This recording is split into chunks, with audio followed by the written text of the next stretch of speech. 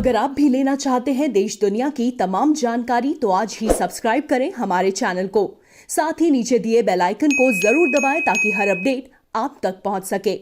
नमस्कार, मैं साक्षी news network और आप सभी का स्वागत है। ब्रिटेन में कोरोना वायरस के नए प्रकार के संक्रमण को लेकर दुनिया भर में चिंता के माहौल के बीच केंद्रीय स्वास्थ्य मंत्री डॉक्टर हर्षवर्धन ने कहा है कि सरकार सतर्क है और घबराने की आवश्यकता नहीं है। इसके साथ ही नागर विमानन मंत्रालय ने ऐलान किया है कि कोरोना वायरस के नए स्वरूप के उभार के मद्देनजर बुधवार से 31 दिसंबर तक ब्रिटेन से भारत आने जाने वाली उड़ानें स्थगित रहेंगी। मंत्रालय ने कहा है कि मंगलवार तक ब्रिटेन की उड़ानों से आने वाले यात्रियों के हवाई अड्डे पर पहुंचने के दौरान एहतियाती कदम के तौर पर कोविड-19 की जांच की जाएगी। उधर ब्रिटेन में कोविड-19 महामारी के नया रूप लेने को लेकर घबराहट के बीच बीएसई सेंसेक्स 1407 अंक का गोता लगा गया। वैश्विक बाजारों में भी जबरदस्त बिकवाली का सिलसिला चलने से स्थानीय बाजारों की धारणा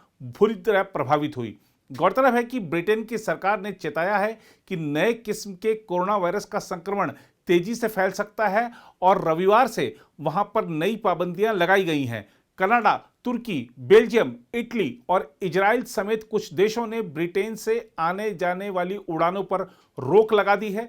इसके मद्देनजर भारतीय नागर विमानन मंत्रालय ने ट्वीट किया, ब्रिटेन में मौजूदा स्थिति पर विचार करते हुए भारत सरकार ने 31 दिसंबर 2020 तक ब्रिटेन से आने वाली सभी उड़ानों को स्थगित करने का फैसला किया है। मंत्रालय ने कहा है कि 22 दिसंबर को रात 11:59 से सेवा स्थगित होगी, जिसके कारण इस अवधि में भारत से ब्रिटेन की उड़ानें भी अस्थायी तौर पर स्थगित रहेंगी। मंत्रालय ने ट्वीट में कहा, एहतियाती कदम के तौर पर ब्रिटेन से आने वाले यात्रियों के 22 दिसंबर को 23:59 के पहले हवाई अड्डा पर पहुंचने के बाद आरटी-पीसीआर तरीके से कोविड-19 की जांच की जाएगी। उधर केंद्रीय स्वास्थ्य मंत्री डॉक्टर हर्षवर्धन ने कोरोना वायरस के नए प्रकार के संक्रमण को लेकर चिंताओं के संबंध में पूछे गए एक सवाल का जवाब देते हुए कहा, सरकार हर चीज के बारे में पूरी तरह जागरूक है। यदि आप मुझसे पूछें तो इतना घबराने की कोई जरूरत नहीं है। सर, ये ऐसा पैनिक फैल गया है कि जो ब्रिटेन में जो वायरस का नया स्ट्रेन आ गया, अब ये मांग की जा रही है, यहाँ तक मांग की जा रही है कि जो फ्लाइट्स हैं वो यूके से उसको बैन किया जाए। तो हमारी सरकार की क्या तैयारी है नए स्ट्रेन को लेकर और कितने डेडली है? सर हिंदी में प्लीज, सर हिंदी में। मैं सिर्फ आपसे सबसे ये कहूँगा कि अभी ये सब इमेजिनरी सिचुएशंस, इमेजिनरी बातें, इमेजिनरी पैनिक, इन सब के अंदर आप अपने आप को मत उलझाइए। सरकार हर बात के लिए पूरी तरह से सजग है और जैसे पिछले 1 साल में आपने देखा कि सरकार ने आवश्यकता के अनुरूप जनता के हितों की रक्षा करने के लिए जो जिस समय पर आवश्यकता किया, वो सारी चीज़ें सरकार देख रही है। लेकिन अभी अगर मुझसे आप पूछे तो कोई इतना पैनिक का कोई कारण नहीं कि जितना हम पैनिक अगर अपने इस प्रेस कॉन्फ्रेंस में इंडिया इंटरनेशनल साइंस फेस्टिवल की बजाय अगर ये शुरू कर देंगे तो शायद फिर ज़बरदस्ती ज़रूर पैनिक फैल जाएगा।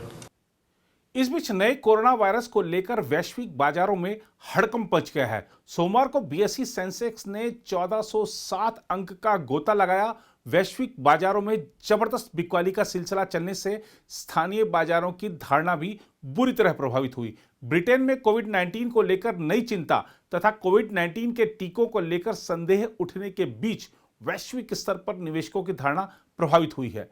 उधर दूसरी खबरों की ओर रुख करें तो कांग्रेस के वरिष्ठ नेता मोतीलाल वोरा का कोरोना वायरस संक्रमण के बाद हुई स्वास्थ्य संबंधी जटिलताओं के कारण सोमवार को निधन हो गया। वह 93 साल के थे। उनके परिवार के सदस्यों ने बताया कि यूरिनरी इन्फेक्शन के बाद उन्हें एस्कॉट हॉस्पिटल में भर्ती करवाया गया था, जहां वह वेंटिलेटर पर थे। सोमवार को उनका निधन हो गया। रविवार यानी 20 दिसंबर को ही मोतीलाल वोरा का जन्मदिन था। वह गत अक्टूबर महीने में कोरोना वायरस से संक्रमित हुए थे और कई दिनों तक अखिल भारतीय आयुर्विज्ञान संस्थान यानी एम्स में भर्ती रहने के बाद उन्हें छुट्टी भी मिल गई थी। मोतीलाल वोरा ने अपने 5 दशकों से अधिक के राजनीतिक जीवन में पार्टी और सरकार में कई अहम भूमिकाओं का निर्वहन किया। वह इस साल अप्रैल तक राज्यसभा के सदस्य रहे और कुछ महीने पहले तक कांग्रेस के महासचिव प्रशासन की भूमिका निभा रहे थे।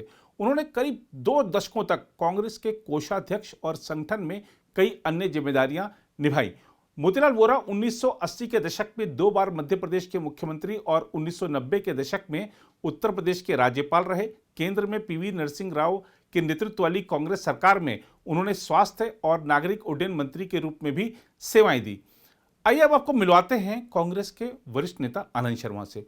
पूर्व केंद्रीय मंत्री आनंद शर्मा ने एक बार फिर से मोदी सरकार की जमकर तारीफ करते हुए कहा है कि संकट के समय देश एकजुट रहा। पहला जो तिमाही थी, क्वार्टर था इस साल का, वो बहुत खराब गया। लगभग 24% जीडीपी टूट गई। दूसरी तिमाही में Q2 में वापसी हुई है अच्छी, और हम उम्मीद करते हैं कि आगे भी जो 2 क्वार्टर्स हैं इस साल के, उसमें उसी तरह संतुलित तरीके से हमारी रिकवरी चलेगी। भारत ने अपना इंफ्रास्ट्रक्चर बहुत बढ़ाया, इसका ये सराहनीय है, और मैं उसके लिए कहूँगा कि केंद्र की सरकारें, राज्य की सरकार, सबने मिलकर काम किया है। पूरे देश ने एक साथ होकर इसका मुकाबला किया है संकट का। और जिस देश में हमारे जहाँ ICU बेड्स कम थे, वो आज बहुत ज़्यादा, लगभग 15 गुना बढ़ चुके हैं। ऑक्सीजन से समर्थित जो बेड्स थे वो भी इस तरह से 4 गुने से ज़्यादा बढ़ गए हैं।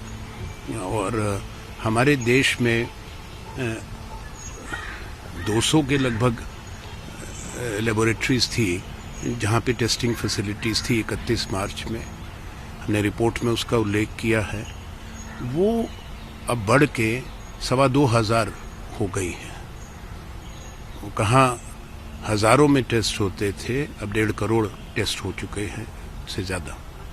तो ये क्षमता भारत ने बनाई है।